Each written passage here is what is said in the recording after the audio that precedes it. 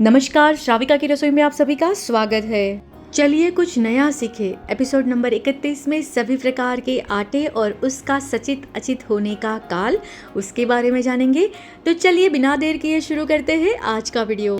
किसी भी प्रकार के भक्ष्य अनाज को पीसकर तैयार किया हुआ आटा चक्की में से निकालने के बाद तुरंत छाना जाए तो 2 घड़ी के बाद मतलब 48 मिनट के बाद अचित हो जाता है। दूसरी तरीके से बताऊँ तो अनाज जिस दिन पीसा हो उसी दिन उसे छान कर रख दिया हो तो उसी दिन 2 घड़ी के बाद वो अचित हो जाता है, मतलब 48 मिनट के बाद अचित हो जाता है। और जरूरत लगे तो साधु साधु जी भगवान भी वहर सकते हैं। पर अनाज पीसने के बाद बने हुए आटे को छलनी से तुरंत नहीं छाना जाता है, उसे डब्बे में ऐसे ही भर दिया जाता है।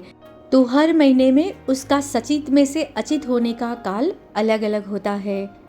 तो चलिए जानते हैं, आटा बनने के बाद उसे बिना छाने ऐसे ही रखने के बाद आटा कौन से महीनों में कब कब सचित में से अचित बनता है।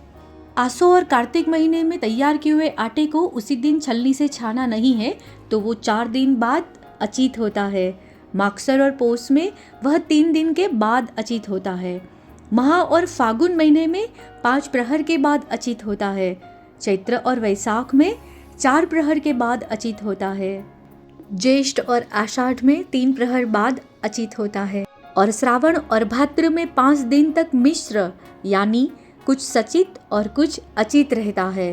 तो इस प्रकार हर महीने में आटे को तुरंत छाना नहीं जाता है तो उसका सचित से अचित होने का काल यह रहेगा। अब थोड़ी और जानकारी आटे के बारे में।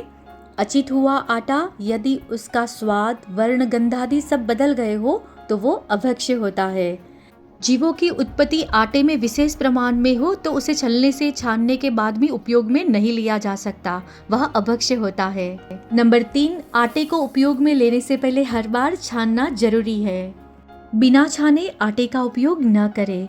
नंबर 4, चक्की में से तुरंत निकाला हुआ आटा बहुत ही गर्म होता है, उसे ठंडा किए बिना ही तुरंत डिब्बे में भर देने से डिब्बे के ढक्कन ऊपर एक भाप बन जाती है और उसमें से भाप का पानी निकलता है। इसी वजह से आटे में से बदबू आती है और आटा जल्दी अभक्ष्य हो जाता है। ढक्कन थोड़ा खुला रखें, भाप निकलने के बाद फिर ढक्कन पूरा लगाए। अब हर ऋतु में आटे का काल क्या रहेगा उसके बारे में जानेंगे।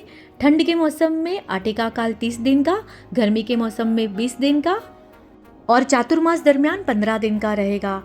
आटे के विषय में जानकारी देता हुआ यह वीडियो आपको कैसा लगा वो जरूर से कमेंट में बताइएगा। और हाँ, चैनल पर नए हो और जैन आहार के बारे में कुछ नया जानना चाहते हो तो जरूर से चैनल को सब्सक्राइब कीजिएगा।